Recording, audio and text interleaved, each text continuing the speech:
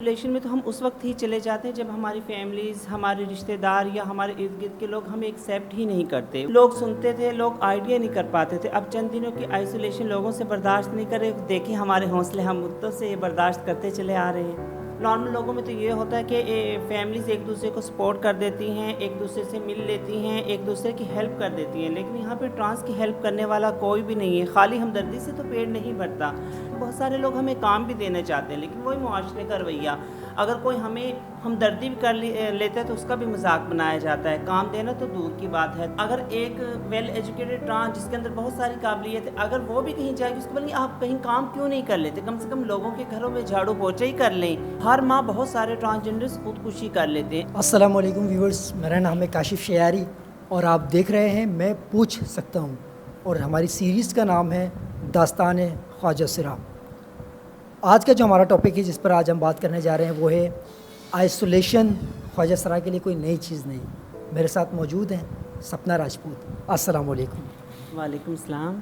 सपना कैसी हैं आप? मैं बिल्कुल ठीक हूँ, करम है अल्लाह का। सपना, आज का जो हमारा टॉपिक है जिस पर हम डिस्कशन करने जा रहे हैं वो है आइसोलेशन एक टीजी के लिए, ट्रांसजेंडर के लिए कोई नई चीज़ नहीं है। क्या वाकई में ऐसा है? इसको थोड़ा डिस्क्राइब करिएगा। जी बिल्कुल, आपने ठीक कहा। आइसोलेशन का सही अंदाज़ा अब आप लोग कर पाएंगे, क्योंकि हमें तो एक अरसा हुआ आइसोलेशन को झेलते हुए। जब एक नॉर्मल आदमी, और यही है कि अल्लाह ताला सबको दिखाता है। अब देखिए आइसोलेशंस के कितने सारे प्रॉब्लम है, और मेरी ट्रांस कम्युनिटी हमेशा से इस प्रॉब्लम को फेस करती रही है और बर्दाश्त करती रही है। तो आइसोलेशन में तो हम उस वक्त ही चले जाते हैं जब हमारी फैमिलीज़, हमारे रिश्तेदार या हमारे इर्द गिर्द के लोग हमें एक्सेप्ट ही नहीं करते। वो हमें इंटरटेनमेंट समझते हैं और इंटरटेन की एक चीज़ समझते हैं। तो बहुत सारी ट्रांसजेंडर ऐसी होती हैं जो अपने हक़ के लिए आवाज़ भी नहीं उठाना चाहती, उन्हें अपने हकूक़ का पता नहीं होता और वो आइसोलेशन में चली जाती हैं।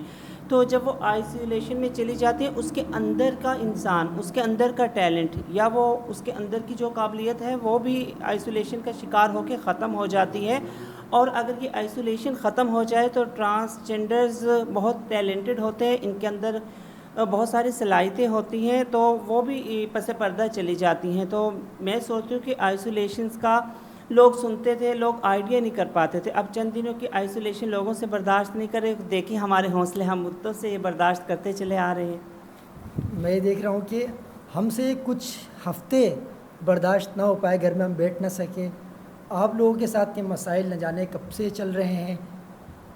आज हम इतने परेशान हैं, उन दिनों से लेकर अब तक आप किस दर्द से गुज़र रहे हैं, किस तरह आपका गुज़र बसर होता है, किस तरह आप लोगों को जो है रोज़मर्रा की ज़िंदगी आप चलाते हैं, खाने पीने के इश्यूज़, जॉब्स वगैरह, किस तरह का सोसाइटी का बिहेवियर आपको देखने को मिला अपने इन आइसोलेशन के डेज़ में? हमारे साथ तो प्रॉब्लम्स हमेशा से थे, लेकिन अब वो जो हमारे लिए प्रॉब्लम्स है वो मज़ीद बढ़ गए हैं। जैसे कि पहले ट्रांस जो मतलब के फंक्शंस में नहीं जाते थे, या जो मतलब कि अपना बैगिंग करके अपना पेट भर लेते थे और उनके एक जीने का वसीला था, वो अपनी इनकम कर लेते थे, अपने पेट का, जैसे अपने पेट का ईंधन भर लेते थे। लेकिन अब तो उनके लिए ये मसला हो रहा है कि वो बाहर भी निकल नहीं सकते, उनके पेरेंट्स भी नहीं हैं, उनका कोई पुरसान हाल नहीं है, कोई उन्हें पूछने वाला नहीं है। नॉर्मल लोगों में तो ये होता है कि फैमिलीज़ एक दूसरे को सपोर्ट कर देती हैं, एक दूसरे से मिल लेती हैं, एक दूसरे की हेल्प कर देती हैं। लेकिन यहाँ पे ट्रांस की हेल्प करने वाला कोई भी नहीं है। खाली हमदर्दी से तो पेट नहीं भरता। ट्रांस भी इंसान हैं, उनकी भी बुनियादी ज़रूरतें हैं। तो अब उनकी मुश्किलात बहुत बढ़ गई हैं। इससे पहले भी ट्रांस के साथ बहुत सारी मुश्किलात थी और हमेशा से हैं, लेकिन अब मैं शुक्र करती हूँ कि आहिस्ता आहिस्ता ये मुश्किलात कम हो रही हैं। ट्रांसजेंडर्स को बहुत सारे ट्रांस एक्टिविस्ट आ गए, बहुत सारी वेल एजुकेटेड ट्रांस आगे बढ़ी हैं, उन्होंने हौसला अफजाई की, दूसरे ट्रांसजेंडर्स के लिए आवाज़ उठाई।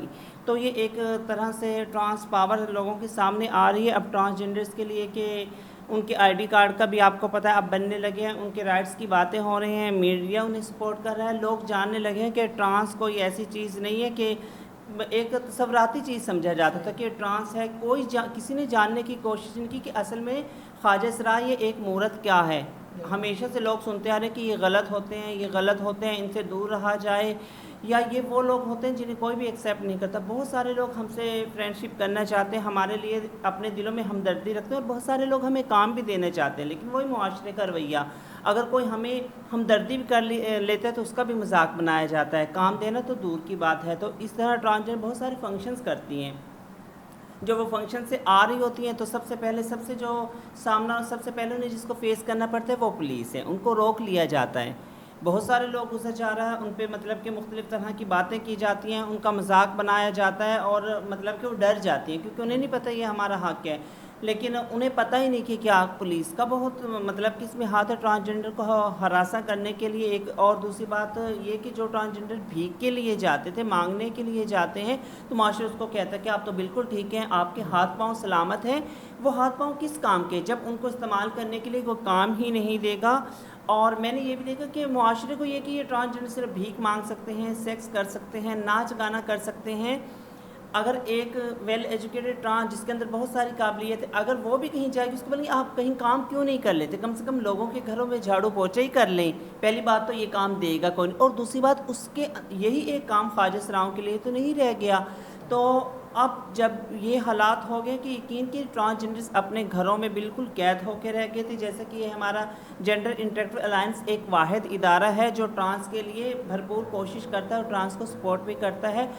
اس برے وقت میں یہاں پہ ہم لوگوں کے گھر گئے, وزٹ کیا گیا. ابھی کچھ دن پہلے ہی ہمیں اس 7 پروگرام کے تحت 12,000 کا وعدہ کیا گیا کہ ٹرانس کو ہم ضرور دیں گے. ہم اپنی مدد آپ کے تحت ان تک پہنچے تو دیکھا تو ان کے گھر میں چولہا بھی نہیں جل رہا تھا.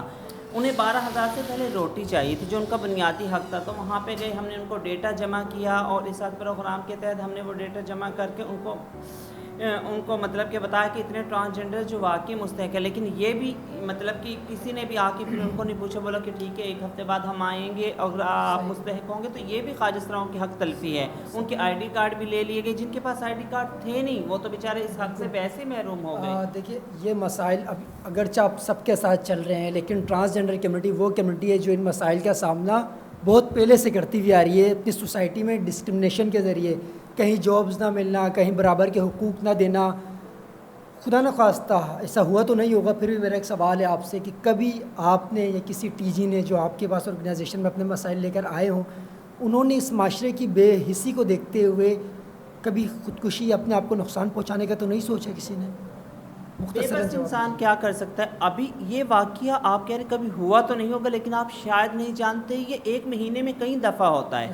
ہر ماہ بہت سارے ٹرانسجنڈرز خودکشی کر لیتے ہیں. ابھی کرنگی میں اورنگی ٹاؤن میں ایک خواجہ سرا نے اپنے آپ کو, ایک نے جلا کے مارا, ایک نے وہ پھانسی لگا لی اپنے آپ کو. تو حالات یہی تھے. آئسولیشن میں جانے کے بعد انہیں کوئی قرض نہیں دے رہا تھا, مالک مکان آ کے ذلیل کرتا تھا, گھر گیا تو گھر والوں نے ایکسیپٹ نہیں کیا تو اس کو گھر سے نکال دیا. اب اس نے دنیا جہان کا قرضہ دینا تھا, اس کو دھمکیاں دی گئی تو اس نے خودکشی کر لی. یہ تو روزمرہ کے معاملات ہیں. یہاں میرے خیال سے جب کوئی راہ فرار نہیں ملتی تو آخری حربہ اپنے آپ کو مار لینا ہے. اور بہت سارے ٹرانسجنڈر نے خودکشی کے بہت افسوس کے ساتھ کہنا پڑ رہا ہے کہ تو میرے خیال سے ہمارے روزمرہ کے حالات, اس کے علاوہ ہم کر بھی کچھ نہیں سکتے بدقسمتی کے ساتھ.